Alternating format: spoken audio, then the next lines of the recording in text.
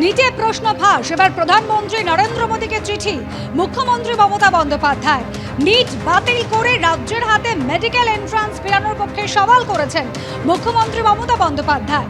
NEET বাতিল করে আগের মতো রাজ্যে যেভাবে জয়েন্ট এন্ট্রান্স পরীক্ষা হতো সেই জয়েন্ট এন্ট্রান্স পরীক্ষা ফেরানোর পক্ষে সওয়াল করেছেন মুখ্যমন্ত্রী। প্রবেশিকা নিয়ে একের পর এক অভিযোগে বিভ্রান্ত হচ্ছেন লক্ষ লক্ষ পরীক্ষার্থী। প্রবেশিকার বর্তমান ব্যবস্থায় দুর্নীতির অভিযোগে প্রধানমন্ত্রীকে চিঠি দিলেন মমতা বন্দ্যোপাধ্যায়।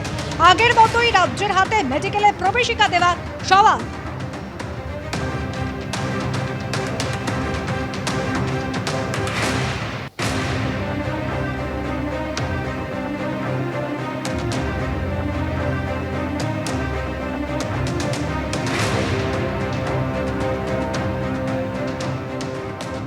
এই নিট ইউজির পরীক্ষা ঘিরে এখন দেশ জুড়ে বিতর্ক।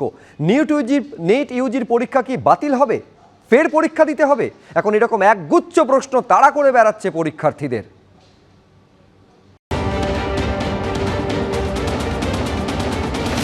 ছোট মেয়ে নিট ইউজির রেজাল্ট বেরিয়েছে কদিন আগে। যে পরীক্ষার প্রশ্ন ফাঁস নিয়ে বিতর্ক চলছে দেশ জুড়ে। আর এরই মধ্যে বড় মেয়ের নিট পিজির পরীক্ষা স্থগিত করে দেওয়া হলো শনিবার রাতে। দুই মেয়েই মেধাবী, কিন্তু যারা পরীক্ষা নিচ্ছে তাদের ভূমিকা দেখে এখন দুই মেয়ের ভবিষ্যৎ নিয়ে রাতের ঘুম উড়েছে মাইথনের চিকিৎসক দম্পতির। একটা বছর পরিশ্রম করে একটা পরীক্ষা দেওয়া, আর মোটামুটি যা ওর ওএমআর থেকে নম্বর, তাতে ও সে অন্য বছর হলেও ভালো জায়গায় একটা কলেজে হয়ে যেত। কিন্তু এই বছরে তো সেটাই একটা খুব আমরা অনিশ্চয়তার মধ্যে পড়ে গেলাম না। দুই মেয়েই সেই আবার পড়তে বসে গেছে, পুরোটাই কোনো কাজই করা যাচ্ছে না, অন্য কিছু একটা প্রিপারেশনে একটা থাকে, মোমেন্টাম থাকে, ওইটা পুরো ব্রেক হয়েছে। নিট ইউজিতে প্রশ্ন ফাঁস, নিট পিজির পরীক্ষা বাতিল, আশঙ্কা দুশ্চিন্তায় মিলে গেছে পূর্ব মেদিনীপুরে অনির্বাণ, মুর্শিদাবাদের অন্বেষা, মালদার রূপসাদের জীবন। যেরকম এভিডেন্স সামনে আসছে মনে হয় বাতিল হবে।